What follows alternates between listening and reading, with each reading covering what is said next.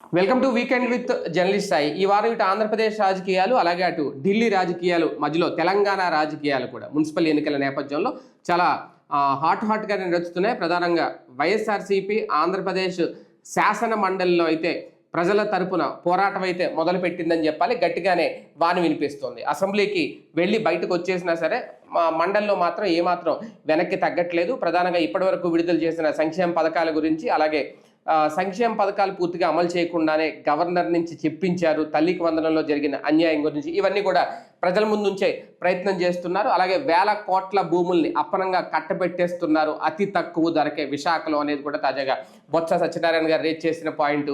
అదే నేపథ్యంలో పరిశ్రమలకు భూములు ఇవ్వడం అనేది జగన్కి వైసీపీకి ఇష్టం లేదా అంటూ నారా లోకేష్ గారు ఇచ్చిన కౌంటర్ కానీ, అంబటి రాంబాబు అరెస్టు, ఆ తర్వాత పీటీ వారెంట్ మీద ఆయనకి వేరే కేసులు పెట్టి మళ్ళీ ఆయనకి బెయిల్ వచ్చినా మళ్ళీ జైలుకి పంపించడం చాలా ట్విస్ట్లే నెలకొంటుంటాయి.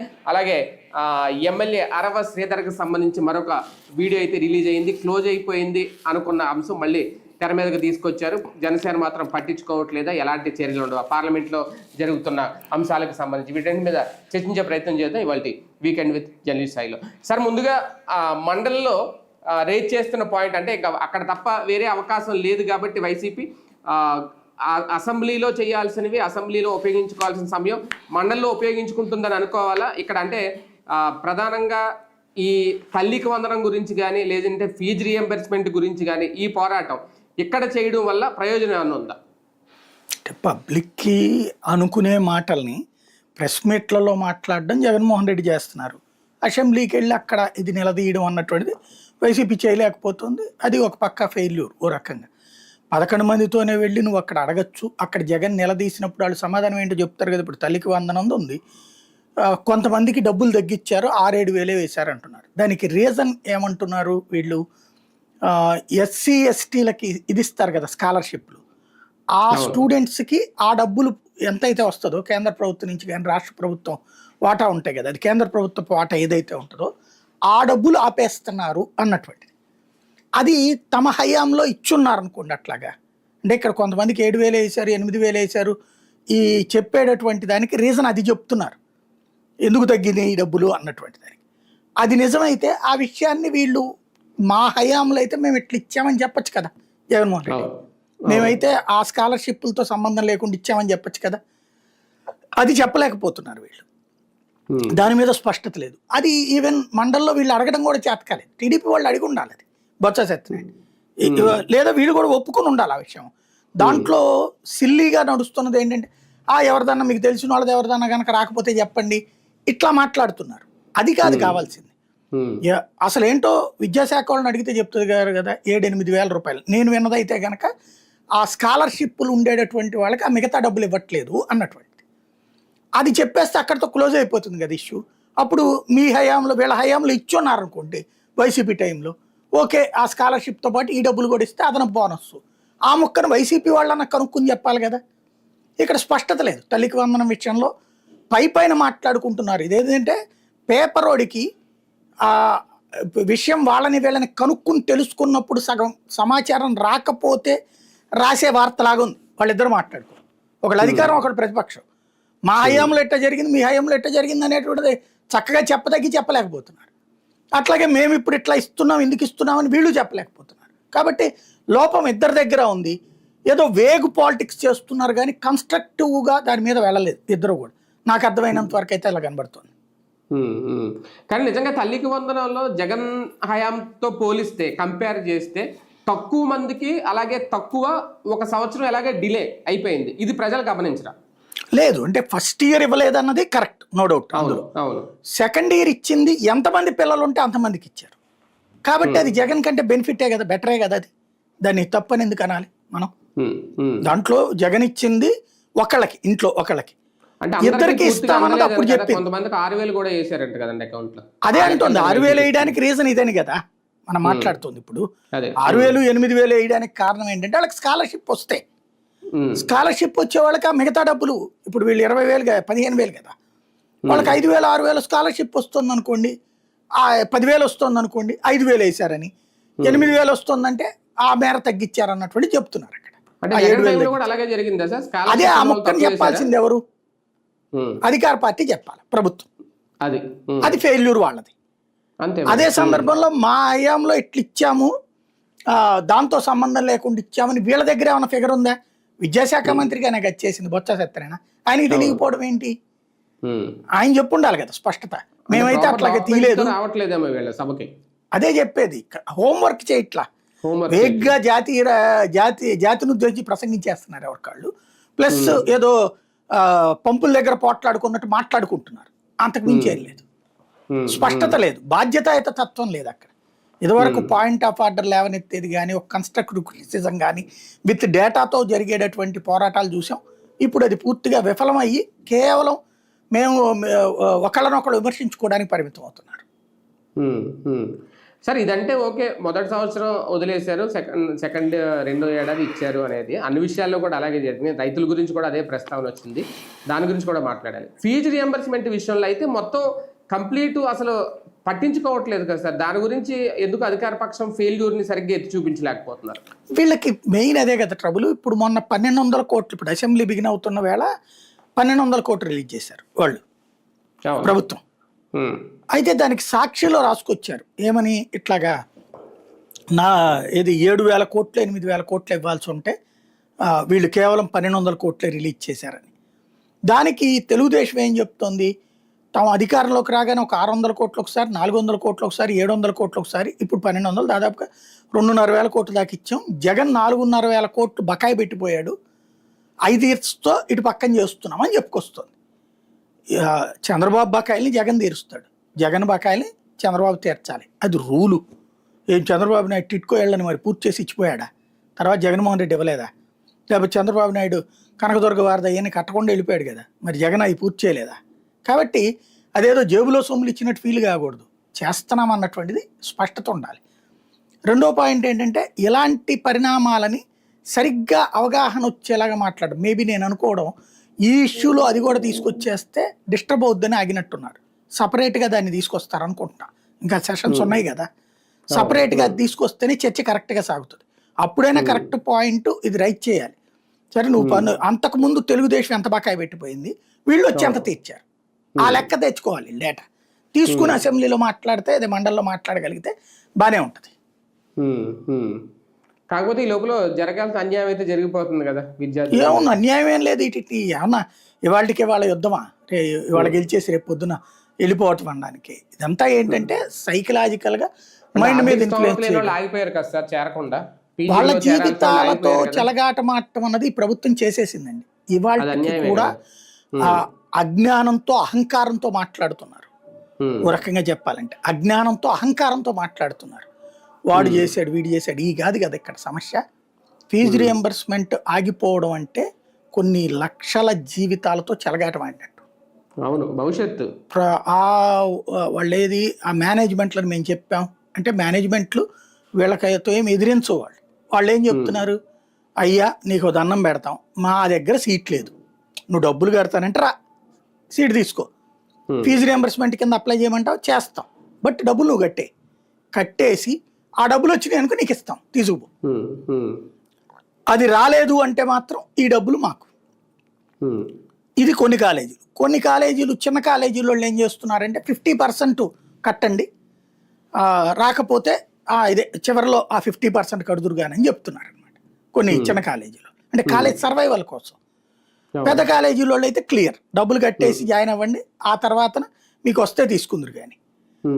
ఈవెన్ వీళ్ళకి సంబంధించిన తెలుగుదేశం నాయకులకు సంబంధించినటువంటి కాలేజీల్లో కూడా అదే సిస్టమ్ నడుస్తుంది. చాలా మంది కాలేజీల్లో, చాలా మందికి ఉన్నాయి కదా కాలేజీలు, ఇంజనీరింగ్ కాలేజీలు, మెడికల్ కాలేజీల దగ్గర నుంచి అన్ని కాలేజీలు ఉన్నాయి కదా, అన్ని చోట్ల అట్లాగే ఉంది బేసిక్.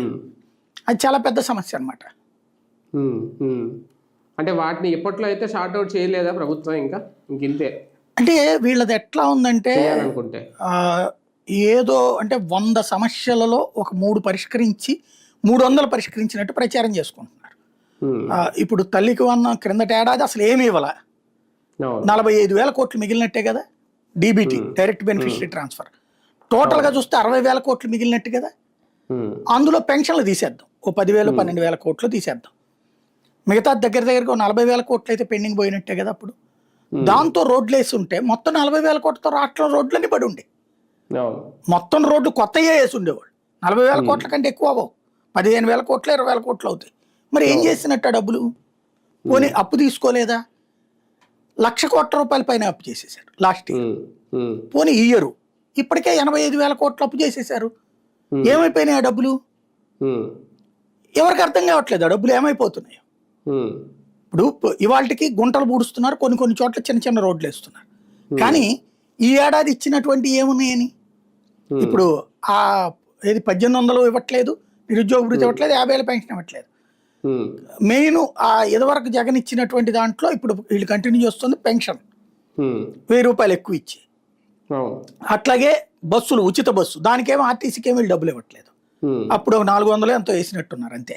ఎంత ఖర్చు అవుతుంది ఎంత అనేది లెక్కేం కట్టట్లేదు వీళ్ళు. కాబట్టి ఆర్టీసీ ఉచిత బస్సు అన్నటువంటి దాంట్లో ఆర్టీసీ పాపాన ఆర్టీసీని వదిలేశారు. ఇకపోతే వీళ్ళు ఇంకోటి చెప్పేది దీపం, దాంట్లో సగం మందికి రావట్లేదు. కానీ పట్టించుకునేవాళ్ళు లేడు దీపం గ్యాస్కి సంబంధించి. బట్ అది వచ్చిన చాలా లిమిటెడ్ అమౌంట్ దీపం పథకం కింద. ఈ ఇయర్ వీళ్ళు కరెక్ట్గా ఇచ్చింది అయితే ఎంతమంది పిల్లలు ఉంటే అంతమందికి తల్లికి వందనం కరెక్ట్, అందులో అది సక్సెస్ఫుల్గానే ఇచ్చారు. అదొకటి వీళ్ళు పూర్తిగా ఖర్చు పెట్టింది. పెన్షన్లు ఒకటి వీళ్ళు పూర్తిగా ఖర్చు పెట్టింది. మిగతా పెద్ద ఖర్చు పెట్టలేదు కదంటే ఎక్కడో ఎందుకు మనం చెప్పక్కర్లా.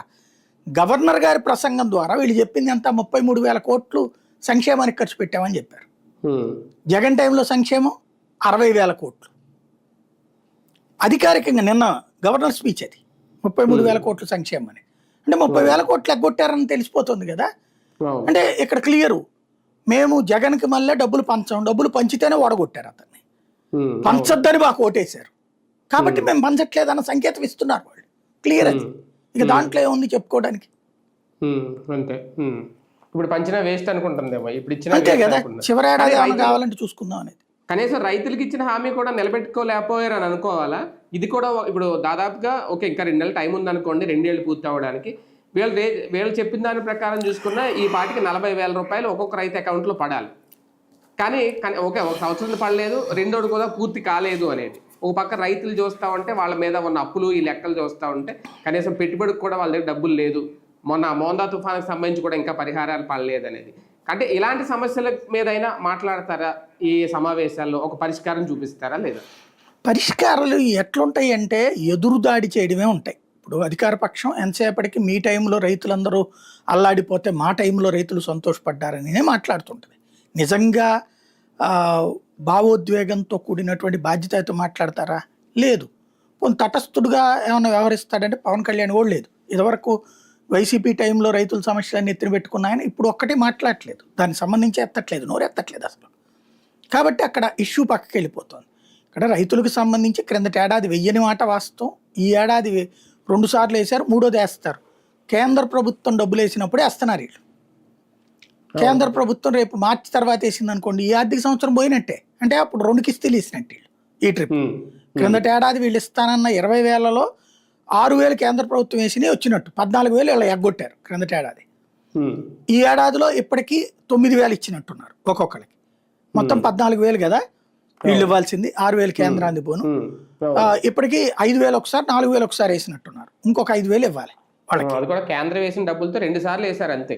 అదే అనేది ఆ 2 కలిపితే ఇంకొక 5,000 ఆగినట్టు. ఇప్పుడు ఆ 5,000 గనక ఇప్పుడు నెక్స్ట్ టర్మ్కి అన్నారనుకోండి, మార్చి తర్వాత అన్నారనుకోండి, ఈ ఆర్థిక సంవత్సరంలో కాదు అది వేస్తే రేపు మార్చి 31 లోపు వేయాలి. మార్చి లోపు వేసేయాలి సార్. మార్చి 31 లోపు వేస్తే ఈ ఆర్థిక సంవత్సరంలో 3 కిస్తీలు వేసినట్టు. మార్చి తర్వాత వేస్తే ఈ కిస్తీల్లో కూడా 5,000 ఎగ్గొట్టట్టు, 9,000 వేసినట్టు. అంతే, 20,000 కంప్లీట్ అవ్వదు.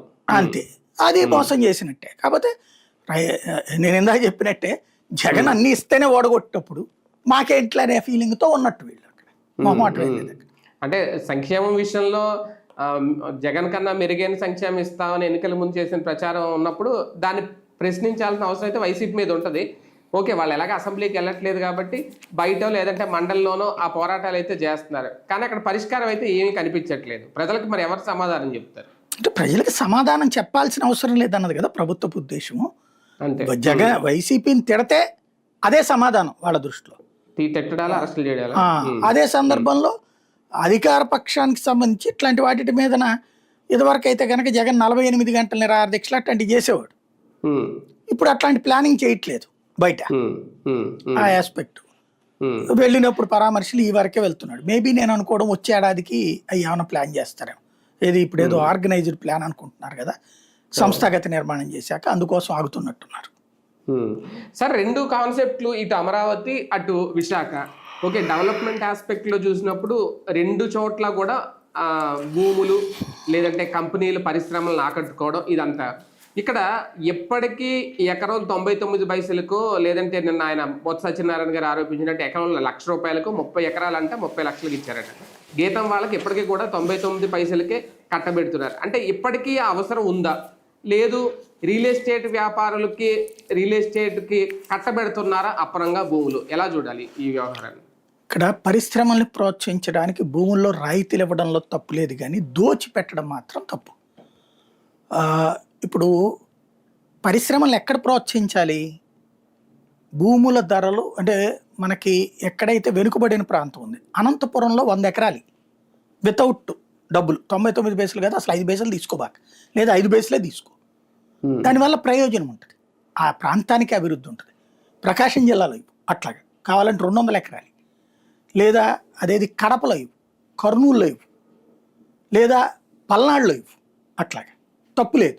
అక్కడ 100 ఎకరాలు ఇచ్చినా 200 ఎకరాలు. ఎందుకని? ఆ ప్రాంత ఎదుగుదలకి ఈ పరిశ్రమ రావడం వల్ల ఉపయోగం ఉంటుంది కాబట్టి అలాగ తక్కువగా ఇవ్వడంలో తప్పు లేదు, నేను దాన్ని హర్షిస్తా. విశాఖపట్నం ఇవ్వడం ఏంటండి? విశాఖపట్నానికి పరిశ్రమ వాడు ఎందుకు రాడు? చచ్చినట్టు వస్తాడు, ఆడే అవసరం అక్కడ వాడికి. సెకండ్ గ్రేడ్ సిటీస్ మీదన ఐటీ కంపెనీలు కాన్సన్ట్రేట్ చేసింది పచ్చి నిజం. ఇది నేను దాదాపు 2 ఏళ్ల క్రితం చెప్పా. ఆ తర్వాతనే వైజాగ్కి వచ్చింది ఇన్ఫోసిస్ వాళ్ళు కానీ వీళ్ళు కానీ. నేను 2-3 ఏళ్ల క్రితం నేషనల్ మీడియాలో చూసినటువంటి వార్త నేను హైలైట్ చేశాను. అప్పుడు వస్తున్నారు, జాగ్రత్తగా వాడుకోండి అన్నటువంటి. విశాఖపట్నంలో ఇవ్వడం ఏంటంటే అట్లాగా 99 పైసలకి, ఎన్నో 10 పైసలకి దోచిపెట్టడం కాదు, అది పచ్చి తప్పు. అది విశాఖపట్నం ఇవ్వడం. ఇంకోటి, రియల్ ఎస్టేట్ కంపెనీ వాడికి ఇవ్వడం ఏంది? రహేజా అనేటటువంటి వాడు ఎవడు? Real estate company. దానికి నిన్న లోకేష్ గారు చెప్పిన ఆన్సర్ భలే విచిత్రంగా ఉంది.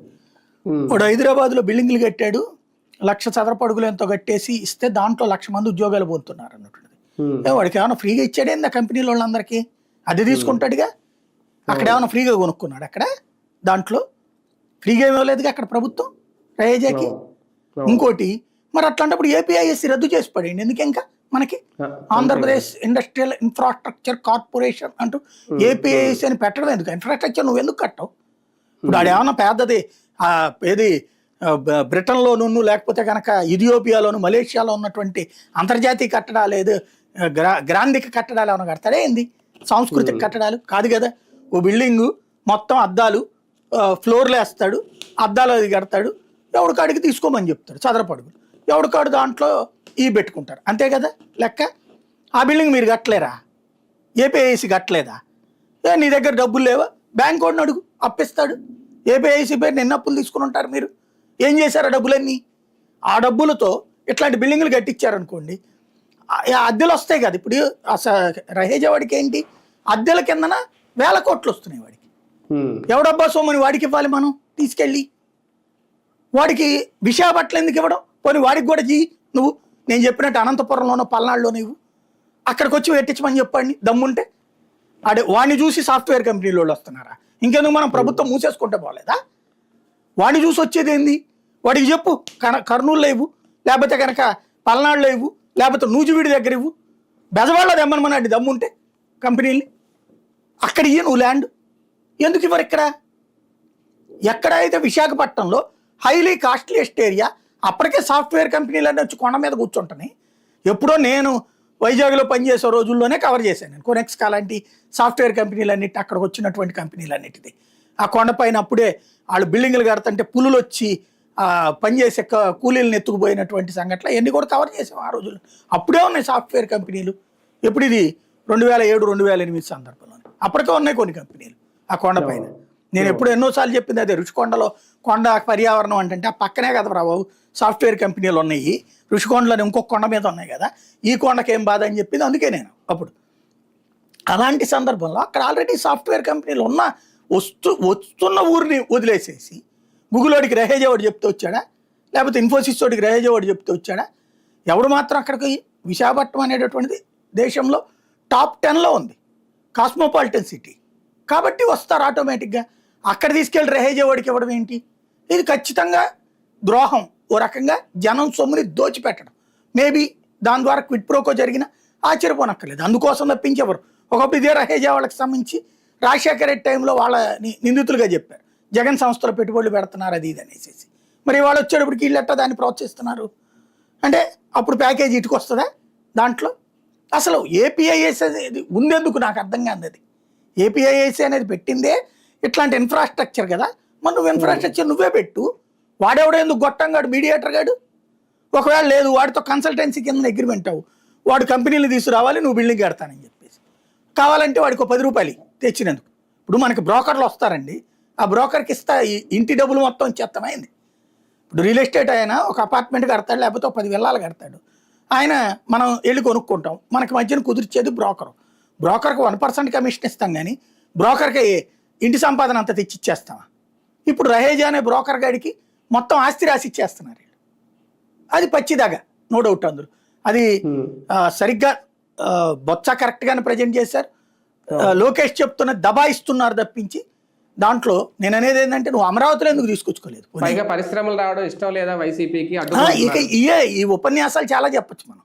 దాంట్లో సమస్యల్లో ఏంటంటే పరిశ్రమలు రావడానికి ఇష్టం లేకపోతే అదానీ గాడు ఎట్టొచ్చాడు, అంబానీ గాడు ఎట్టొచ్చాడు, వాళ్ళందరూ ఎక్కడికి ఎందుకు వచ్చారు? భారతదేశ చరిత్రలో అంతమంది ప్రముఖ పారిశ్రామికవేత్తలు ఒకే వేదిక మీద ముఖ్యమంత్రి పక్కన కూర్చున్నటువంటిది నరేంద్ర మోడీ తర్వాత మళ్ళీ జగన్మోహన్ రెడ్డి దగ్గరే సాధ్యమైంది. విశాఖపట్నంలో అప్పుడు జరిగినటువంటి సదస్సు ఆ ఒప్పందాల్లో భాగమే కదా వీళ్ళు కొనసాగించుకొస్తుంది. ఏదో ఎందుకు ఈ పోచుకోలు కబుర్లు అంటే ఎట్లాగా సోషల్ మీడియా ప్రచారం చేసిన దాన్ని నిజమని నమ్మించేటటువంటి ప్రయత్నం అంత మించేది లేదు. సార్ నిజంగా 99 పైసలకే వైజాగ్లో భూమి ఇవ్వడం అంటే అది అంటే అలా ఇవ్వకపోతే కానీ రావా పరిశ్రమలు? లేదంటే ఇప్పుడున్న పరిస్థితులు ఇవ్వాల్సిన 1.5-2 ఏళ్ళు అయిపోతుంది, ఇంక ఇలాగే ఇచ్చుకుంటే వెళ్తారా రేపు కూడా? ఏం లేదు, బేసిక్గా ఇప్పుడు గూగులోడికి 99 పైసలకి అడిగాడు, లేకపోతే కనుక ఇన్ఫోసిస్ వాడికి ఏం రోగం, టీసీఎస్ వాడికి ఏం రోగం అని నాకు అర్థం కాలేదు. టీసీఎస్ ప్రపంచంలోనే టాప్ 1 ఆఫ్ ద ఇది ఉంటే వాడికి మనం డబ్బులు ఇచ్చి తీసుకోవడం ఏంది, ఫ్రీగా తీసుకోమని చెప్పడం ఏంది? ఇప్పుడు దానికి ఎట్లా ఉండాలంటే పన్నుల్లో ప్రోత్సాహకాలు ఇస్తే ఒక అర్థం ఉంటుంది. లేదు మీరు పెట్టిన తర్వాత కొంత అమౌంట్ ఏదైతే ఆ భూమిలో కొంత మీకు రాయితీ ఇస్తామని 50%కి ఇస్తామని చెప్పి తప్పులేదు. 50% అను తప్పులేదు, 99 పైసలకి ఇస్తామనేటువంటిది మాత్రం పచ్చిదగా. ఇంకోటి రిజిస్ట్రేషన్ చేస్తామంట. అయితే ఇక్కడ మళ్ళీ ఒక చిన్న లాజిక్ జరిగింది. ఈ జడశ్రవణ్ ఎవరో పేరుతో పిటిషన్ వేశారు అక్కడ హైకోర్టు. దాంట్లో హైకోర్టు సీరియస్ అయ్యి వీళ్ళకి నోటీసులు ఇచ్చింది కదా, మళ్ళీ యూటర్న్ తీసుకున్నారు. అందులో ఈ 99 పైసలకి ఇచ్చేది ముందు రిజిస్ట్రేషన్ చేయట్లేదు. ఎందుకంటే వీళ్ళు ఏం వాది ఇచ్చారంటే ఇప్పుడు రిజిస్ట్రేషన్ చేసేసేస్తున్నారు వీళ్ళు. ఇప్పుడు ఏ కంపెనీ కూడా ఎన్ని ఉద్యోగాలు ఇస్తామని చెప్పిందో అన్ని ఉద్యోగాలు ఇవ్వకపోతే ఆ భూమి తిరిగి తీసుకునే అవకాశం ఉంటుంది లీజ్ అయితే. అలా కాకుండా రిజిస్ట్రేషన్ చేసేస్తే తిరిగి తీసుకునే హక్కు లేదు కదా, ఇది మోసం కదా అని వాదించారు. దానికి ఇప్పుడు కోర్టు నోటీస్ ఇస్తే వీళ్ళు ఏం అఫిడవిట్ వేశారు, వాళ్ళకి ఇప్పుడే ఇవ్వం మేము రిజిస్ట్రేషను, వాళ్ళ కార్యకలాపాలు బిగిన్ అయ్యాక చేస్తామని చెప్పారు. తద్వారా అక్కడ ఒక యూటర్న్ తీసుకున్నారు. అయితే అప్పుడైనా సరే వీళ్ళు రిజిస్ట్రేషన్ చేసేస్తామంటున్నారు. రిజిస్ట్రేషన్ చేసేయడం అంటే ఇచ్చేసేయడం వాళ్ళ చేతికి. ఇప్పుడు వాడు 1000 పెడతాడో లేదో తెలియదు, కానీ నాకు ఏమనండి ఒక 100 ఎకరాలు నేను ఖచ్చితంగా అపార్ట్మెంట్లు కట్టించి అందులో వాచ్మెన్లు అందరికీ ఉద్యోగం ఇప్పిస్తాను, అందులో కామన్ కిచెన్ పెట్టించి ఉద్యోగాలు ఇప్పిస్తాను, వీళ్ళు చెప్పే లూలు మాల్ దానికంటే కూడా ఇప్పిస్తాను నేను చక్కగా. మరి ఎందుకు ఇస్తున్నట్టు సార్ అంత తక్కువకి? క్విడ్ ప్రోకో ప్రయోజనం లేకుండా, ప్రజా ప్రయోజనం ఆశించకుండా. అదే ఇదే ప్రయోజనం. వాళ్ళకి ఆ పని చేసి పెడితే వాళ్ళు మరొక రకంగా వీళ్ళ పని చేసి పెడతారు అనమాట, అంత మించి ఉండదు. ఒక రకంగా దోచి పెడుతున్నారు అనే కంటే అమ్మేసుకుంటున్నారు అనుకోవాలేమో. అంటే ఫ్రీగా ఇచ్చేస్తున్నారు, దానికి ప్రయోజనం ఎట్లా పొందుతారు అనేది ఎవడు నిరూపించలేడు. సరే, ఈ వారంలో చంద్రబాబు నాయుడు గారి ఢిల్లీ పర్యటన రాజకీయంగా కొన్ని సమస్యలకి లేదంటే కూటమి మధ్య లోపించిన సమన్వయానికి ఒక పరిష్కార మార్గం ఏమైనా చూపించిందా? ఢిల్లీలో చూస్తే అదేం లేదు కదా, 4-5 మంత్రులు కలిశారు. అందులో హోంమంత్రి నేను నిర్మలా సీతారామన్ కలవడం కీలకం. నిర్మలా సీతారామన్ దగ్గర నుంచి ఏదైనా ఇప్పించమని అడగాలి. ఎందుకంటే ఇప్పుడు మనం రెవెన్యూ లోటు అడుగుతున్నాం. రెవెన్యూ లోటు మొదట్లో అయితే కనుక రాష్ట్ర విభజనకు ముందు మాట చెప్పారు రెవెన్యూ లోటు మీకు ఇస్తామని. దాన్ని చంద్రబాబు నాయుడు గారు దుర్వినియోగం చేసుకున్నారు. ఎట్లాగంటే ఆ రోజున ఉన్నటువంటి రెవెన్యూ లోటు ఏం కావాలి, రెవెన్యూ అంటే ఏంటి, మన ఆదాయము వ్యయం అంటే రెవెన్యూ వ్యయం అంటే ఏంటి, మన జీతాలు, మెయింటెనెన్స్. అవును. ఈ 42% 43% జీతాలు పెంచి పడేశాడు. ఉమ్. దాంతో రెవెన్యూలో బోల్డ్ అంతా అయిపోయింది. ఆ డబ్బులు కేంద్ర ప్రభుత్వం కడతా వచ్చింది 5 ఏళ్ళు. వాళ్ళకి పెరిగిన జీతాలు కేంద్ర ప్రభుత్వం కట్టింది. అవును. ఆ తర్వాత అది రాష్ట్రం మీద భారమైంది. దాని ఇంపాక్ట్ ఏమైంది, జీతాలు కట్టలేని పరిస్థితికి 40,000 కోట్లు ఇప్పుడు ఉద్యోగుల బకాయిలు పెండింగ్లో ఉన్నాయి అక్కడ. ఈ సిచ్యుయేషన్ వచ్చేసింది. ఇప్పుడు ఏదో 60,000 కోట్లు ఎంతో రెవెన్యూ లోటట ఇప్పటికి 10 నెలల లెక్క చూస్తే. ఈ 2 నెలలకు కూడా చూస్తే దాదాపు 70,000-80,000 కోట్లు రెవెన్యూ లోటు. రెవెన్యూ లోటు అంటే ఈ డబ్బులు లేనట్టు మన చేతిలో. ఈజీగా చెప్పాలంటే 100 రూపాయలు అవసరమైన చోట 80 రూపాయలు అప్పు ఉన్నట్టు. మనం 100 రూపాయలు వ్యాపారం చేస్తే 80 రూపాయలు అప్పు ఉన్నట్టు. మనం 100 రూపాయలు ఖర్చు పెట్టేశాం, 80 రూపాయలు అప్పు చేసాం. ఇప్పుడు ఆ డబ్బులు రెవెన్యూ లోటు భర్తీ చేయమని అడుగుతున్నారు వీళ్ళు. మరి ఏమన్నా నిర్మలా సీతారామన్ చేస్తుందా అంటే నిన్న బడ్జెట్లో అయితే మెన్షన్ చేయలేదు కదా రెవెన్యూ లోటు. ఏమన్నా ఆఫ్ ద రికార్డులోనే ఏమన్నా తీసుకోవాలి, అట్లా ఏమన్నా చేస్తారని చూడాలి. రేపు మనం ఆంధ్రప్రదేశ్ బడ్జెట్ ప్రవేశపెట్టే సమయానికి ఏమైనా క్లియర్ చేసుకుంటున్నారా? అట్లాగేం కుదరదు. దాంట్లో బడ్జెట్లో వీళ్ళు ఊహాజనితంగా రాయడం తప్పించి ఏముండదు. వాస్తవంగా ఏంటంటే నిర్మలా సీతారామన్ బడ్జెట్ క్లియర్ అండి. ఆ బడ్జెట్ ఎలకేషన్స్ మార్చడం కుదరదు, నో డౌట్ ఎట్ ఆల్. అందులో మనం ఏంటంటే హెడ్లైన్ చూస్తాం, వీళ్ళు ప్రభుత్వం ఆ కింద సబ్ హెడ్డింగులు చూస్తుంది, దాంట్లో మనకి ఏమేమి వస్తాయన్న దాని ప్రకారం బడ్జెట్ వేయాలి. ఇందులో కనుక ఊహాజనిత ఆదాయం అంటే కేంద్రం ఇంత ఇస్తుందని మేము ప్రపోజ్ చేశాము అని రాస్తే పచ్చి దగా అది. ఎందుకంటే పాత రోజుల్లో కేంద్ర బడ్జెట్ కంటే ముందు రాష్ట్ర బడ్జెట్ పెడుతూ ఇదిగో ఈ పథకానికి మేము 10,000 కోట్లు అవసరమైతే రాష్ట్ర ప్రభుత్వం తరపున 4,000 ఖర్చు పెడదాం అనుకున్నాం, మిగతా 6,000 కోట్ల రూపాయలు కేంద్ర ప్రభుత్వాన్ని అడిగాము అని రాస్తాడు.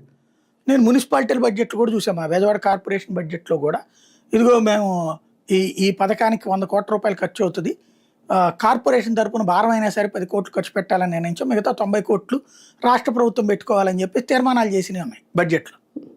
అయితే ఆ తర్వాత రాష్ట్ర ప్రభుత్వం పెట్టలేదు, అది పెట్టలేదు కాబట్టి మేము కూడా 10 కోట్లు పెట్టలేదు, అదంతా రాష్ట్ర ప్రభుత్వం తప్పని తోసిపుచ్చి వాళ్ళ మీదకి దోసేసేవాళ్ళు ఇప్పుడు కమ్యూనిస్టులు ఉన్నప్పుడు. అట్లాగే ఇప్పుడు ఏమన్నా వీళ్ళు తోసేస్తారా చూడాలి. సక్సెస్ అంతా వీళ్ళకి, ఫెయిల్యూర్ అంతా వాళ్ళ మీదకి రుద్దుతారేం చూడాలి. అంటే రేపు ప్రవేశపెట్టబోయే బడ్జెట్ మీద ఏమైనా భారీ హోప్స్ ఉన్నాయా సార్? పబ్లిక్ ఉన్నాయి భారీ హోప్స్. ఇప్పుడు ఇవాళ నిన్న ప్రశ్నోత్తరాల సమయంలో వీళ్ళు ఇచ్చిన సమాధానంలో 4.5 లక్షల పెన్షన్స్ పోయినాయి. ఇప్పుడు ఈ 4.5 చచ్చిపోయిన వాళ్ళది, కొన్ని అది కొత్త వాళ్ళకి ఇచ్చారా వీళ్ళు? ఇవ్వాల. ఇప్పుడు ప్రజలందరూ 50 ఏళ్ల వాళ్ళందరూ పెన్షన్ కోసం ఎదురు చూడటం ఒకటి, 60 ఏళ్ల వాళ్ళకి పెన్షన్ అన్నటువంటి పాయింట్ కూడా ఇంతవరకు ఇవ్వట్లేదు. కొత్త పెన్షన్ 2 ఏళ్ళు అయింది. కనీసం ఇదిగో ఒక 10 లక్షల పెన్షన్లు ఇస్తాం, లేకపోతే 60 ఏళ్ళు దాటిన ప్రతి ఒక్కరికి పెన్షన్ ఇస్తాం అనేది చెబుతారా లేదా బడ్జెట్ ప్రసంగంలో? చెబితే బడ్జెట్ బాగున్నట్టు పేదల వరకు. చెప్పకపోతే గనక ప్రజలు చేత్కరించుకుంటారు. అది వైసీపీ రైట్ చేయగలిగితే. 50 ఏళ్ళకి పెన్షన్ ఇస్తామని చెప్పారనుకోండి చప్పట్లు కొడతారు, పాలాభిషేకాలు పూలాభిషేకాలు జరుగుతాయి. అది చెప్పకపోతే గనక ఆ 50 to 60 ఉన్నటువంటి వాళ్ళు అమ్మలక్కల్ని తిట్టుకుంటారు. అట్లాగే మహిళలది ఆ P4 కింద నిన్న చంద్రబాబు దాని పేరేంటి గవర్నర్ గారి ప్రసంగంలో ఎంత అని చెప్పారు? 10 లక్షల మంది అట. అంటే ఈ రాష్ట్రం మొత్తం మీద పేదలు 10 లక్షల మందేనా? పేదలందరినీ కోటీశ్వరులు చేస్తా అన్నారు కదా, పేదలు 10 లక్షల మందేనా? అప్పుడు రేషన్ కార్డులు పీకేయండి. రేషన్ కార్డులు ఎన్ని ఉన్నాయి? 1,40,00,000. మరి మీరు పేదలని చెప్తుంది 1,40,00,000 మంది అభ్యున్నతనే కదా చెప్పింది. ఇప్పుడు కేవలం 10 లక్షల మందిని ఐడెంటిఫై చేయడం ఏంటి P4 పథకం కింద? అంటే 1,30,000 మంది పేదలు కదా, దాన్ని తీసేయి. నువ్వు రేషన్ ఎందుకు ఇస్తున్నట్టు వాళ్ళకి? లేదా వాళ్ళందరికి ఇస్తావా రేపొద్దు నువ్వు ఏదైతే చెప్పిన 1,500 రూపాయలు ప్రతి మహిళకి? ఆ ఊసి ఎత్తట్లేదు, ఆ P4 అనేసారు. ఇప్పుడు P4 10 లక్షలు అన్నారు అప్పుడు. అదే ఇప్పుడు P4 10 లక్షలు అని తేలింది. మరి మిగతా 1,40,00,000 మందిని మోసం చేసినట్టే కదా. 1,30,00,000 అవ్వాలి, 40 లక్షలు టోటల్గా ఉన్నది పేదల లెక్క. అందులో 10 లక్షలకు వాళ్ళు ఇచ్చేస్తే 1,30,00,000 మంది ఏంటి పరిస్థితి వాళ్ళకి? లేనట్టేనా? అది చూస్తారు బడ్జెట్లో. నాకేమొస్తుంది అని ప్రభుత్వం ఎట్లా చూస్తుందో నాకేమొస్తుందని ప్రజలు చూస్తున్నారు. ఇప్పుడు సచివాలయ సిబ్బంది ఇళ్ళకి వెళ్తున్నారట, పల్లెటూళ్ళలో చెప్తున్నారు. వెళ్ళేసి ఆ సర్వే ఈ సర్వే అంటే వాళ్ళు ఏదో చెప్పింది రాసుకోవడం కూడా కాదట. ఈ చెప్పాక 3 ప్రశ్నలు అయ్యాక దాంట్లో సబ్మిట్ నొక్కితే ఓటీపీ వస్తుందట. ఆ ఓటీపీ వచ్చాక ఇందులో ఎంటర్ చేయాలట, తర్వాత తంబేయాలట. ఇలాగ వెళ్తున్న సచివాలయ సిబ్బందికి ప్రభుత్వం మీద ప్రజల్లో పెరుగుతున్న వ్యతిరేకత ఏంటి ఇప్పుడు అర్థమవుతుంది. ఇదివరకు సచివాలయ సిబ్బంది వాళ్ళ ఆఫీసుల్లో ఉండేవాళ్ళు, వాలంటీర్ ఇంటి దగ్గరికి వెళ్ళేవాడు. వాలంటీర్కి తెలుసు ప్రజలు ఏమనుకుంటున్నారు. వాలంటీర్ లేడు, సచివాలయ సిబ్బందినే రోడ్డుకి పంపించారు. సచివాలయ సిబ్బందికి వెళ్ళినప్పుడు, ఈ సర్వేలకు వెళ్ళినప్పుడు వాళ్ళు తిట్టింది తట్టకుండా తిడుతున్నారు. ఒకటి సర్వేని గురించి, రెండవది ఏదో ఒక్క పథకం అరే మీరు వస్తున్నారు 100 సార్లు వచ్చి ఆ సర్వే అంటారు, ఈ సర్వే అంటారు, కొంతమంది అయితే మీ బొంద ఏందా ఈ సర్వేలు అని చెప్పేసి ఇట్లా కూడా అంటున్నారు. అని ఒరే మా కొంపకు ఒక్క ప్రయోజనం లేదు, ఇదివరకు వచ్చే డబ్బులన్నీ పోయినాయి, మీరే కదా ఇచ్చింది ఆ రోజున, ఇప్పుడు అదేమి ఇవ్వకుండా పద్దాకి సర్వేని మమ్మల్ని ఎందుకు సతాయిస్తామని అడుగుతున్నారు. అలాగని మళ్ళీ అలా మొహాన్ని తిట్టిన వాళ్ళ దగ్గరికి వెళ్ళలేక ఆగారు అనుకోండి, ఉద్యోగం తీసేస్తాను వీళ్ళు తిడుతున్నారు. దీంతో గుండెలు బట్టి చచ్చిపోతున్నారు అక్కడ. అదే కదా. అంటే వాళ్ళకి తెలుస్తుంది ఆ నొప్పి, ఇది ప్రభుత్వానికి ఆ నొప్పి అర్థం కావట్లా. అది గ్రహించకపోతే కనుక చాలా ప్రమాదం ప్రభుత్వానికి. సచివాలయ ఉద్యోగులు కూడా భారీగా టార్గెట్ చేస్తున్నట్టు ఉన్నట్టుంది ప్రభుత్వం వాళ్ళకి. అంటే సచివాలయ ఉద్యోగులని ఎలా వాడుకోవాలో తెలియట్లేదు. జగన్మోహన్ రెడ్డి ఒక చక్కగా వాళ్ళని ఒక అనుసంధానకర్తలుగా వాడాడు. ప్రభుత్వ రంగానికి సంబంధించినటువంటి పనులన్నీ సచివాలయం దగ్గరకు వచ్చేసినాయి. మున్సిపాలిటీ వేరు, కార్పొరేషన్ వేరు, రిజిస్ట్రేషన్ శాఖ వేరు, రెవెన్యూ శాఖ వేరు, ఇట్లా కాకుండా అన్ని సేవలు సచివాలయంలోనే అందినాయి. 10 కార్యాలయాలు చుట్టూ తిరగాల్సిన అవసరం లేకుండా ఒక్క కార్యాలయంలోనే, పైగా ఇంటి దగ్గరికే సర్టిఫికేట్ వచ్చేసింది త్రూ వాలంటీర్ ద్వారా. అద్భుతమైనటువంటి సర్వీస్ని చిన్న భిన్నం చేసి వాలంటీర్ల ఉసురు పోసుకున్నారు. ఇప్పుడు నిరంతరం వీళ్ళ చేత మనసులో బూతులు తిట్టించుకుంటున్నారు సచివాలయ సిబ్బందితో. అదేమిటంటే చివరికి వాళ్ళకి అదేది నిన్న శివరాత్రికి చేసే చోట్ల టాయిలెట్ల దగ్గర వీళ్ళని చెక్ చేయమన్నారు. ఇవాళ ఏమో కుక్కల్ని ఎన్నున్నాయో కౌంట్ ఏమని చెప్పారు. ఇంకా నెక్స్ట్ చీమలోనూ పురుగులు ఎన్నున్నాయో, దోమలు ఎన్నున్నాయో లెక్క పెట్టమంటే సరిపోతుంది. అంటే ఏంటి సార్ ఈ వ్యవస్థని, లేదంటే ఉద్యోగులను తరివేసే ప్రయత్నమా ఇవన్నీ? వాళ్ళంతటా వాళ్ళుగా వెళ్ళిపోతే ఓకే, పేర్లు కూడా లేదు అంటే గనక, అంటే ఇది 2 పద్ధతులు. అదే స్వర్ణ గ్రామం అది పక్కన పెడదాం. బేసిక్ గా ఏంటంటే జనంకి ఈ సచివాలయాలంటే అప్పుడు ఒక ఆశ వాళ్ళకి, సచివాలయము వాలంటీర్ అండి. వాలంటీర్ని తీసేయడం ద్వారా వాళ్ళని చూసినప్పుడు జగన్ గుర్తుకొచ్చే కాన్సెప్ట్ పోయింది. ఇప్పుడు సచివాలయం వాళ్ళని చూస్తే జగన్ని తిట్టుకోవాలని వీళ్ళు అనుకుంటున్నారు, కానీ వీళ్ళని తిట్టుకుంటారని మర్చిపోతున్నారు. ఇదివరకు ఇదే సచివాలయ సిబ్బంది వలన ప్రయోజనం పొందారు వాళ్ళు. ఇప్పుడు సో పథకం నీకు రాదు అనుకున్నప్పుడు ఎలాగ పొందొచ్చో వీళ్ళు సలహా ఇచ్చేవాళ్ళు. ఫర్ ఎగ్జాంపుల్ ఇల్లు ఉంది, ఒక ఇంట్లో ఒక కుటుంబంలో 5 6 ఉన్నారు, వాళ్ళ అబ్బాయి అమ్మాయి కూడా ఉన్నారు. 3కి ఇల్లు రావాలబ్బా, ఏదో ఒకటి చెయ్యబ్బా అంటే ఓ పని చేయండి, మీ ఇల్లు డోర్ నెంబర్ 31/1 కదా, 1A 1B 1C అని పెట్టుకోండి. అవసరమైతే కరెంట్ కనెక్షన్ ఇంకోటి పెట్టుకోండి, మీకు కావాలని కరెంట్ కూడా తగ్గుతుంది, ఫ్రీ కరెంట్ వస్తుంది. తీసుకుని ఫ్రీ కరెంట్ కూడా వస్తుంది కదా పేదలు ఇది కాబట్టి. 3 రేషన్ కార్డులు అప్లై చేసుకోండి, 3కి 3 ఇళ్ళు తీసుకోండి అని చెప్పారు. అట్లా చేసిన బోల్డ్ వీళ్ళు సలహాలు ఇచ్చి వాళ్ళని లాభపరిచినాయి. నాకు తెలిసిన వాళ్ళు కూడా అలా జరిగింది, చూశాను నేను. ఇప్పుడు మరి అట్లాంటి సలహాలు ఇచ్చే వాళ్ళని ఇలా సర్వేల పేరుతో తిరిగేటట్టు చేసి వాళ్ళని ఏడిపిస్తే వాళ్ళు పాజిటివ్గా ఫీల్ అయ్యి ప్రజలకు చెప్తారా? ఇదేంటంటే ఓ రకంగా చెప్పాలంటే అనుసంధాన వ్యవస్థ, ప్రభుత్వానికి నేరుగా ఫీల్డ్లో అనుసంధాన వ్యవస్థ సచివాలయ వ్యవస్థ. ఇప్పుడు ఇదివరకు వాలంటీర్, ఇప్పుడు వాలంటీర్ ప్లేస్లో సచివాలయ వ్యవస్థ. ప్రజలతో అనుసంధానం అయ్యే వ్యవస్థను డిస్టర్బ్ చేస్తే వాడు వెళ్ళి నీ గురించి ఎట్లా పాజిటివ్ చెబుతాడు అక్కడ ప్రభుత్వానికి, ప్రజలకి? అది మైనస్ అవ్వదా? అది వీళ్ళు అర్థం చేసుకోవట్లేదు అంతే. అంటే మేబీ ఇంటలెక్చువల్స్ ఉంటారు ఇలా చుట్టూ, ఇంటలెక్చువల్స్ గ్రౌండ్ రియాలిటీ తెలియని వాళ్ళు ఉంటారు, వాళ్ళ సలహాలు విని ఇలా చెడగొడుతున్నట్టున్నారు, చెడిపోతున్నట్టున్నారు. సార్ ఇక్కడ ఇంకో విషయం, ఢిల్లీ పర్యటన ద్వారా రాజ్యసభ రేపు 4 సీట్లకు సంబంధించి ఏమన్నా ఒక క్లారిటీ తెచ్చుకున్నారు అనుకోవాలా? ఎందుకంటే అంతకుముందు పవన్ కళ్యాణ్ గారు వెళ్ళి రావడం, తర్వాత ఈయన వెళ్ళి రావడం, ఆ ప్రస్తావన రాలేదు. నేనైతే అదే అనుకుంటున్నాను, ఎందుకంటే 4 కావాలని బీజేపీ అడుగుతుంది. అవును. రెండు ఇద్దాం అనుకుంటున్నారు అన్నటువంటిది విన్నాం. అయితే ఇప్పుడు ఏమన్నా బీజేపీని మీరు ఒకటితో సర్దుకోండి, మాకు 2 కావాలని టీడీపీ, ఒకటి జనసేనకి ఇస్తామని ఏమన్నా చెప్పిందా? ఎందుకంటే కొన్ని పత్రికల వార్తలు చూస్తున్నప్పుడు ఆ లెక్క ఉంది. జనసేన తరపున లింగమనేనికి ఇస్తారని ఒకవైపున, తర్వాత జనసేన తరపున భాష్యం రామకృష్ణకి ఇస్తారని కూడా ఇంకోవైపు నడుస్తుంది.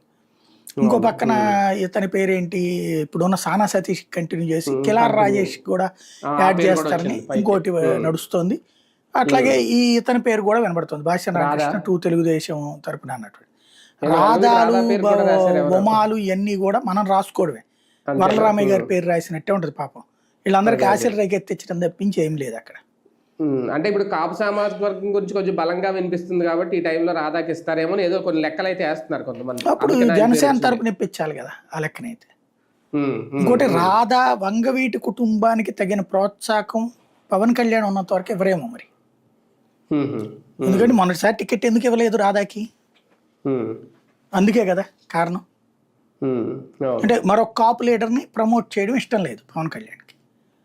ఎప్పుడైనా వంగవీటి రంగాకి సంబంధించిన వర్ధంతి జయంతుల్లో పవన్ కళ్యాణ్ పాల్గొనడం చూసారా మీరు? అతను వంగవీటి రంగాన్ని కాపులకి ఆద్యుడిగా ఫీల్ గారు. ఆయన నేనే అసలు కాపులకి సంబంధించినటువంటి అందరినీ పోలరైజ్ చేసిన నాయకుడు అని ఫీల్ అవుతారు ఆయన. వీళ్ళకి ఒక ఇగోస్ ఉంటాయి అనమాట. అంటే మన రంగా గారి అమ్మాయి కూడా తెర మీదకి వచ్చింది కాబట్టి ఈయన పదవి ఇస్తే ఏమన్నా కూల్ అవుతారా అని. అంత సీన్ ఏం లేదు, అమ్మాయి మళ్ళీ డౌన్ ప్లే చేయగలిగారు కదా అమ్మాయిని. అవును, డౌన్ అయిపోయి మళ్ళీ బయటికి రావట్లేదు కదా. అవును అవును. అంటే వీళ్ళ నుంచి గట్టి ఒత్తిడి వచ్చి ఉంటుంది అక్కడ. అవును.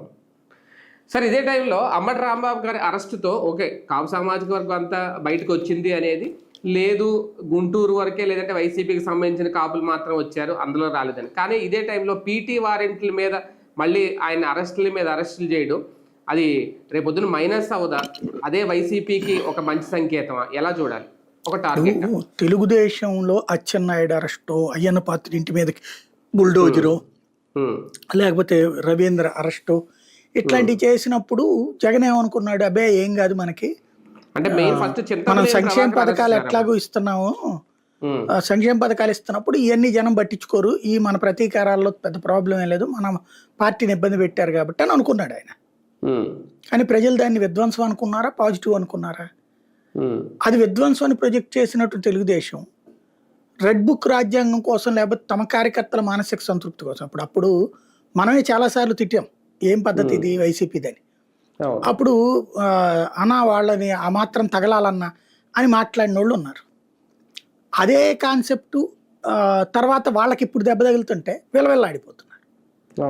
ఇవాళ నువ్వు పెట్టే కేసులు రేపు పొద్దున నువ్వు ఓ చట్టబద్ధత కల్పించావు.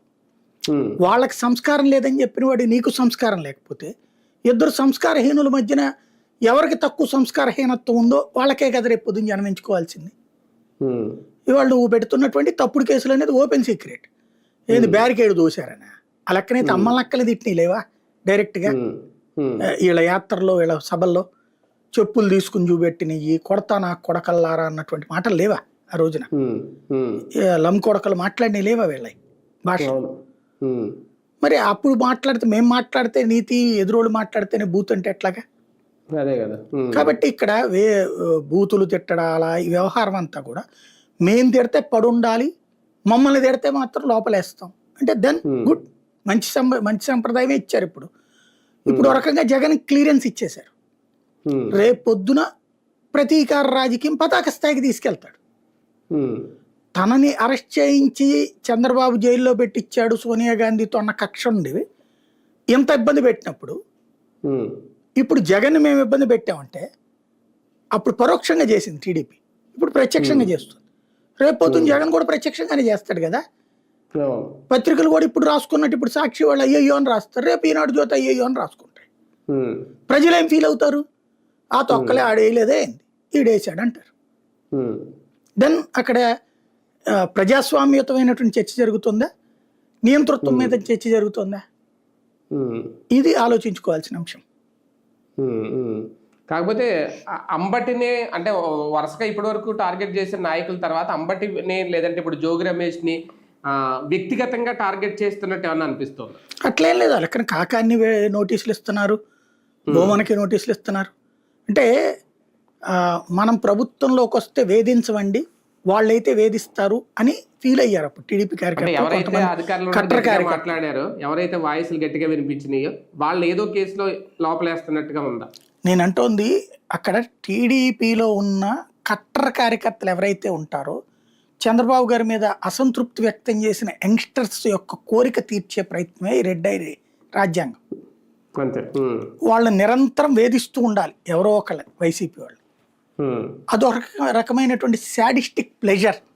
ఇప్పుడు సినిమాలో హీరో విలన్ని కొడతా ఉంటుంటే మనం హీరోలో పరకాయ ప్రవేశం చేసేస్తాం, మనమే వాడిని కొట్టేసామన్న తృప్తి పడిపోతుంటాం. కొంతమంది అయితే పళ్ళు బిగబెట్టేసేసి ఉంటారు, అంటే వీళ్ళే కొట్టేస్తున్నట్టు ఫీల్ అయిపోతారు. అట్లా ఇప్పుడు ఫీల్ అవుతున్నారు కొంతమంది. వాళ్ళని సంతృప్తి పరచడం కోసం ఈ వ్యవహారం, అంతకు మించేం లేదు. సార్, మరొక అంశం, జనసేన ఎమ్మెల్యే అరవ శ్రీధర్ విషయంలో చూసి చూడనట్టు వ్యవహరిస్తుందా? ఒక రకంగా ఓకే, అది వ్యక్తిగతమే అయినా ఆయన వికృత చేష్టలు పరాకాష్ఠకి వెళ్ళిపోయినట్టు లేదా? తాజాగా విడుదలైన వీడియో ఏకంగా అసెంబ్లీలో ఆయన టాయిలెట్కి వెళ్తూ అక్కడి నుంచి వీడియో కాల్ చేయడం, ఇవన్నీ చూస్తూ ఉంటే నిజంగా ఒక ప్రజాప్రతినిధి చేయాల్సిన చేష్టలేనా అవి? అంటే ఇది ఎట్లాంటిదంటే అదేదో సామెత ఉంది కదా, శివలింగం మీద తేళ్ళు అంటే వ్యవహారం. ఏం చేయాలో అర్థం కాదు దీంట్లో, ఓ రకంగా చెప్పాలంటే. అతను వ్యక్తిగతంగా మొదటిసారి అధికారం వచ్చింది, అతనికి ఆ విలువ తెలియలా దానికి. ఆ అధికారంతో పాటు పవన్ కళ్యాణ్ మీదనున్న హీరోయిస్టిక్ వర్షిప్ ఇలా గెలిచిన వాళ్ళ మీదకి మళ్ళీంది. పవన్ కళ్యాణ్ ఫ్యాన్స్లో ఆడపిల్లలు ఎక్కువ ఉంటారు కాస్త సినిమాటిక్ కాన్సెప్ట్లో. కాపు సామాజిక వర్గంలోని ఆడపిల్లలు కూడా పవన్ని ఓన్ చేసుకున్నారు. అందుకని గెలిచిన వాళ్ళందరూ కూడా మా వాళ్ళే అని ఫీల్ అయ్యారు. వాళ్ళు మా సోదరులు అని ఫీల్ అవుతుంటే ఇతను దాన్ని వేరేగా ఫీల్ అయ్యాడు. అందులో బయటకు వచ్చినటువంటిది కొంతమందితో అయితే కనుక కార్యకర్తలతో కూడా విపరీతంగా చాటింగ్ చేస్తే అమ్మాయిలు ఏందండి మీరు పని పాట ఏం లేదా అని అడిగినటువంటి వాళ్ళు కూడా ఉన్నారట. అంతగా ఇతను ఏంటంటే ఇక ఆ పదవి ఉంది నాకు, అమ్మాయిల్ని ఈ టైంలో పడేయాలి. అంతకుముందు అతను మొహం చూస్తే ఎవరు పడినట్లేరు, పడి ఉంటే కనుక పెళ్లి చేసుకుని ఉండేవాడు కదా, పడినట్లేరు. ఇప్పుడు పడటం కాదు, ఒకేసారి సర్వసుఖాలు అనుభవించాలన్నటువంటి ఫీలింగ్లోకి వచ్చినట్టున్నాడు. దాంట్లో ఈ అమ్మాయిని ఎమోషనల్ బ్లాక్మెయిల్ చేశాడని ఆ ఏడుపులు అవి చూస్తే అర్థమవుతుంది. అంతకుముందు అమ్మాయి విడుదల చేసినవి ఏడ్చి నువ్వు లేకపోతే నేను అని ఏదో కోసుకుని అట్లాంటి.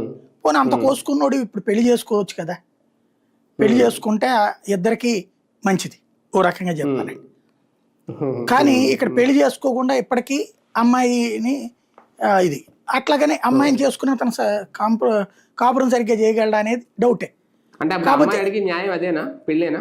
అంతే కదా, ఇంకేం అడుగుతుంది న్యాయం? ఇప్పుడు రేప్ చేశాడు అంది, రేప్ చేస్తే అప్పుడే కేసు పెట్టాలి, ఇన్ని రోజులు ఆగి పెట్టకూడదు. తర్వాత వాడు ఐ లవ్ యూ మెసేజ్ ఆగానంది, దెన్ అదేమి చట్టబద్ధత కాదు కదా. అంతే, అవును, కరెక్ట్. రేప్ చేసిన పెళ్లి చేసుకోవాలనుకోవడం అంత దరిద్రం ఇంకోట్లేదు. ఆ లెక్కనైతే ప్రతి ఒక్కడు నచ్చిన అమ్మాయిని, అందంగా ఉన్న అమ్మాయిని రేపులు చేసి తర్వాత పెళ్లి చేసుకుంటాడంటాడు. ఇది యాక్సెప్టెడ్? అందులో పోనీ అమ్మాయి ఏమన్నా చదువు అందే, గవర్నమెంట్ ఎంప్లాయీగా చేస్తున్న అమ్మాయిని రేపేంది, అవసరమైతే కోర్టు దాకా పోవచ్చు, రచ్చ అయిపోద్ది, ఎవడైనా సరే తీసుకెళ్లి బొక్కలో తోయాల్సి వస్తుంది తప్పించుకుంటే. అలాంటి స్టేజీలో మీడియా అంతా ఎదురు చూస్తున్న టైంలో ఎందుకు వదిలేసింది అమ్మాయి చాయిస్? కాబట్టి అమ్మాయి కూడా మేబీ ఇతను బలవంత పెట్టి ఉండొచ్చేమో, లొంగిపోయింది. లొంగిపోయాక ఇద్దరు ఎంజాయ్ చేశారు, లేకపోతే ఐ లవ్ యూ మెసేజ్లు పెట్టుకోరు కదా, అయిపోయింది. ఇప్పుడు అతను పెళ్లి చేసుకొని అంటున్నాడు. మేబీ వాళ్ళ అమ్మ వాయిస్ ప్రజెంటేషన్ చూస్తుంటే అమ్మది డామినేషన్ అనుకుంటా అబ్బాయి మీద. దానివల్ల అతను ఎటు చేయలేక, ఈ అమ్మాయి వాళ్ళ తల్లి విషయంలో ఎటు చేయలేక నలుగుతున్నట్టున్నాడు. అందులో పెళ్ళయ్యి పిల్లోడు కూడా ఉండి డైవర్స్ తీసుకున్న అమ్మాయిని చేసుకుంటానంటే ఆ తల్లి ఒప్పుకోలేదు అనుకుంటా. దాంతో ఇతను ఇద్దరిని కన్విన్స్ చేయలేకపోయినట్టున్నాడు. ఈ అమ్మాయిని చేసుకొని అని చెప్పినట్టున్నాడు, మా అమ్మతో ఇట్లా ప్రాబ్లం కదా అనేసి. అందుకని ఇప్పుడు అమ్మాయి పెళ్లి కోసం బెదిరిస్తున్నట్టుంది, అంత మించేం లేదు. శిక్షించాలి అనేటట్టయితే ఇందులో శిక్ష ఏమి ఉండదు, ఎందుకంటే నువ్వు మేజర్వి, అతను మేజర్. ఇవి అతను అలాంటి లైంగిక ఇవి చేశాడు అంటే నువ్వు రికార్డు చేసావు, అతను ఎంత నేరవో నీది అంతే నేరం. ఎందుకు రికార్డ్ చేసావు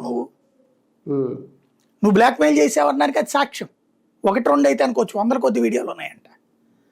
వేరే వాళ్ళతో చాటింగ్ చేసినవి కూడా ఉన్నాయంట. మరి ఇంకా వేరే వాళ్ళతో చాటింగ్ చేస్తున్నప్పుడు నువ్వు ఎట్ట నమ్ముతున్నావు వాడిని? అంటే పరిపక్వత లేని ఆలోచన. ఎమ్మెల్యేని మనం ఎమ్మెల్యేని మనం చేసేసుకుంటా, మన కంట్రోల్లోకి వస్తాడని ఏమన్నా ఆలోచించింది ఆమె. ఎంప్లాయీగా ఫస్ట్ ఫేజ్లో నేను అనుకుంది ఏంటంటే, ఎంప్లాయీకి ఎమ్మెల్యే పరిచయం ఉంటే పై అధికారులు మూసు కూర్చుంటారు, వాళ్ళ జోలికి పోరు. ఆ టైప్ దానికోసమేమో అనుకున్నా. తీరా చూస్తే ఈ వీడియోలు ఇవన్నీ చూస్తుంటే అమ్మాయి అతన్ని జాగ్రత్తగా భవిష్యత్తులో తను చెప్పినట్టు వినకపోతే ఇరికించడం కోసమే రికార్డ్ చేసిందండి. ప్లానింగ్. దెన్ ఇందులో ఏం చెయ్యాలి? దీంట్లో అధిష్టానం దూరంగా బాగుంది.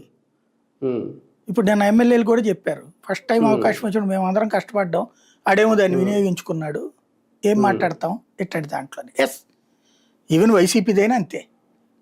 జగన్ ఏమన్నా చెప్తాడు దువ్వాడికి, వాళ్ళ ఆవిడ వచ్చి రోడ్డు ఎక్కింది, దానికి జగన్ ఏం చేయాలి? వ్యక్తిగత కుటుంబ వ్యవహారం అది. దువ్వాడు తను నేనే చూసుకుంటాను అన్నాడు ఓపెన్ గా, గుడ్. అలాంటిది అమ్మాయి ఓపెన్ గా చూసుకుంటాం. దాన్ని సొసైటీ యాక్సెప్టెడ్ ఆర్ నాట్ అనేటటువంటిది ఎవరిష్టం వాళ్ళది. ఇక్కడ కూడా అంతే, సొసైటీ వీళ్ళిద్దరు బంధాన్ని యాక్సెప్ట్ చేస్తుందంటే, ఇప్పుడు ఈవెన్ పెళ్లి చేసుకుని రేపు పొద్దున అమ్మాయిని తీసుకుని రోడ్డు మీదకి వెళ్ళగలుగుతాడా? వెళ్తే అందరూ అతను చూసి నవ్వరా? పోనీ అతను తప్పు చేయలేదు అంటున్నావా? అతనికి నెక్స్ట్ అయితే టికెట్ ఇవ్వడండి పవన్ కళ్యాణ్ నాకు తెలిసి. ఈ 3 ఏళ్ళు అతను ఇప్పుడు సభకు కూడా రావట్లేదట.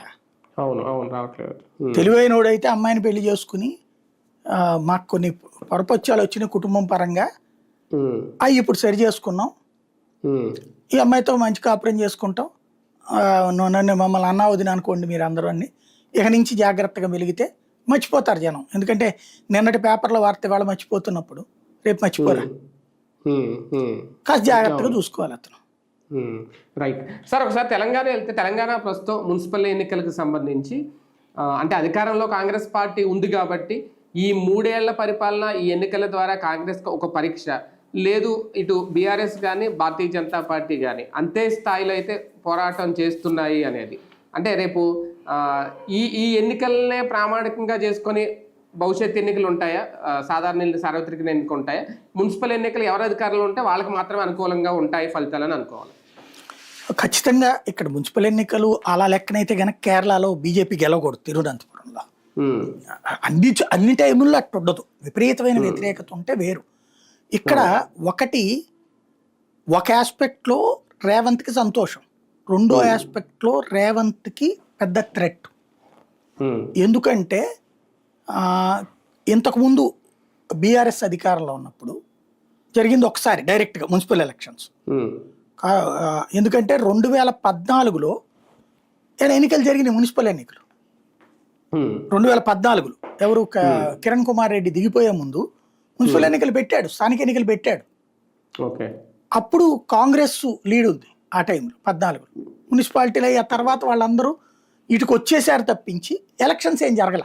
అప్పుడు హైదరాబాద్ ఎలక్షన్ జరిగింది, బట్ మున్సిపాలిటీల ఎన్నికలు అయిపోయినాయి. అప్పుడు 2020లో కేసీఆర్ రెండోసారి గెలిచాక డైరెక్ట్గా ఎన్నికలు పెట్టాడు ఆయన. అప్పుడు గెలిచిన దాంతో పోల్చుకుంటే కాంగ్రెస్ మైనస్. అంటే గెలిచిన పార్టీ, మీరు అన్నట్టు గెలిచిన పార్టీ లెక్క చూస్తే అప్పుడు కాంగ్రెస్కి 5 మున్సిపాలిటీలు, బీజేపీ 2 మున్సిపాలిటీలు గెలుచుకున్నప్పుడు.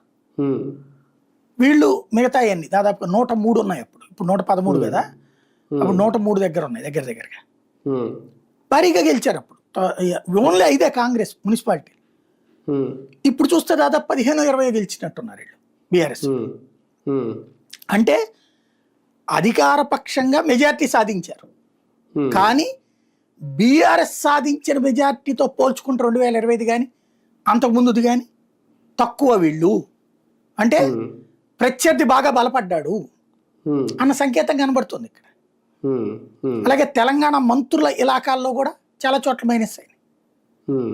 బీజేపీ పుంజుకుంది గతంతో పోల్చుకుంటే, బట్ ప్రధాన ప్రతిపక్ష హోదాని బీఆర్ఎస్ వదిలేసుకుంది.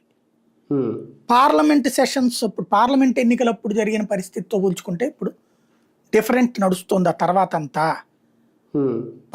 ఫస్ట్ 2023లో జరిగినటువంటి అసెంబ్లీ ఎన్నికల్లో డామినేట్ చేసింది కాంగ్రెస్, కానీ బీఆర్ఎస్తో కంపేర్ చేస్తే 2% ఓట్లు మాత్రమే ఎక్కువ వచ్చినాయి కాంగ్రెస్కి.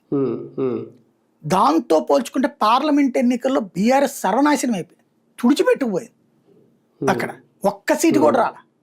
8-1 8 వీళ్ళు కాంగ్రెస్, 8 బీజేపీ, 1 ఎంఐఎం. ఆ స్టేజీతో పోల్చుకున్నప్పుడు ఇక బీజేపీ సెకండ్ ప్లేస్కి వచ్చేసింది, బీఆర్ఎస్ బతుకు బస్ స్టాండ్ అయిపోయింది అనుకున్నా. అలాంటిది ఆ తర్వాత జరిగిన 3 కంటోన్మెంట్ ఎలక్షన్, ఆ జూబ్లీ హిల్స్ది, తర్వాత ఇంకొకటి ఎలక్షన్ జరిగినాయి కదా 3 ఎలక్షన్స్లో వచ్చేటప్పటికి కాంగ్రెస్ గెలిచింది కరెక్టే, కానీ బీజేపీని దాటి బీఆర్ఎస్ ప్రతిపక్ష పాత్రకు వచ్చింది. బీజేపీ డిపాజిట్లు 3 చోట్ల. అంటే బీజేపీ మళ్ళీ దెబ్బతింది, బీఆర్ఎస్ ముందుకు వచ్చింది.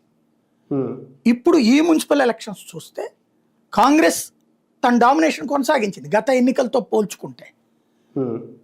ఇక్కడ మన మీడియా అంతా కవరేజ్ ఎట్లా చేస్తుంది, కాంగ్రెస్ అప్పుడు 5, ఇప్పుడు దాదాపు 80-90, కాబట్టి కాంగ్రెస్ సూపరు తోపు అని రాస్తున్నారు. అసలు పాయింట్ ఏంటి, అప్పుడు ప్రధాన పక్షానికి అప్పుడు ప్రతిపక్షానికి వచ్చినాయన్ని, ఇప్పుడు ప్రధాన పక్షానికి ప్రతిపక్షానికి వచ్చినాయన్ని. ఇది కీ పాయింట్. ఇంకొకటి, రాష్ట్రమంతా పోటీ చేద్దాం అనుకున్నటువంటి కవిత ఏదో ఒక్క మున్సిపాలిటీలో ఫార్వర్డ్ బ్లాక్ వాళ్ళ చేత పోటీ పెట్టించింది, వాళ్ళ తరపున తన బిరుదులను పెట్టింది తన ఇలాకా. అక్కడ వీళ్ళ పార్టీ గెలిచింది, ఫార్వర్డ్ బ్లాక్ గెలిచింది. తద్వారా కవిత రాష్ట్రం అంతా ప్రభావం చూపలేకపోయినా ఒక మున్సిపాలిటీలో తన ప్రభావం చూపగలిగింది. అంటే తనకి ఒక ఊపు వచ్చింది. ఇకపోతే జనసేనకి నల్గొండ జిల్లాలో ఒక బోణి తెరిచింది మున్సిపాలిటీ, ఒక సీట్ వచ్చింది, కౌన్సిలర్ స్థానం గెలుచుకుంది. కాబట్టి ఆంధ్ర పార్టీలని తొక్కేయడానికి కుదరదు, అక్కడ అవకాశాలు ఉంటాయి అన్నటువంటి తేలింది.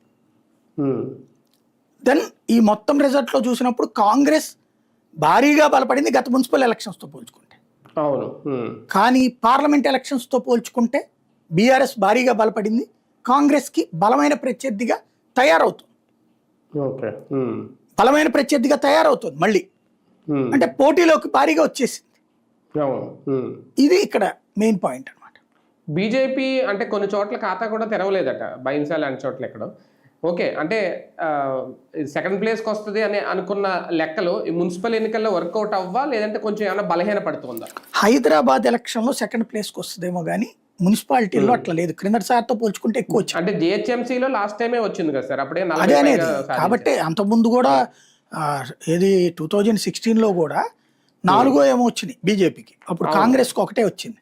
అవును అవును. మొన్నటిసారి అయితే ఏకంగా ప్రతిపక్ష స్థానమే వచ్చింది, దానికి వచ్చేసింది. అధికార పక్షానికి రావడానికి ఈ అదనపు ఓట్ల వల్ల వచ్చింది. అక్కడ ఎంఐఎంతో కలిసి బీఆర్ఎస్ సొంతం చేసుకుంది, అది వేరు. మున్సిపాలిటీలో పరంగా చూస్తే అంతకుముందు 2 గెలిచింది బీజేపీ. అప్పుడు వచ్చిన కౌన్సిలర్ల సంఖ్యతో పోల్చుకుంటే ఇప్పుడు కౌన్సిలర్ల సంఖ్య ఎక్కువ, కౌన్సిలర్లు కార్పొరేటర్ల సంఖ్య బీజేపీ కొంచెం బలపడింది. అయితే బీఆర్ఎస్ ని దాటి వెళ్ళిపోయిన బీజేపీ మళ్ళీ ప్రతిపక్ష స్థానాన్ని బీఆర్ఎస్ వదిలేసుకుంది. అది వాళ్ళ వైఫల్యం. ఆ వైఫల్యం ఏంటనేది కూడా ఒకసారి చూసుకోవాలి. స్థానిక ఏరియాల్లో సరైంది. ఇప్పుడు బైంసా ఉంది, అక్కడ గొడవలు నడుస్తుంటే వీళ్ళు చేతకాల దాన్ని కంట్రోల్ చేయడం.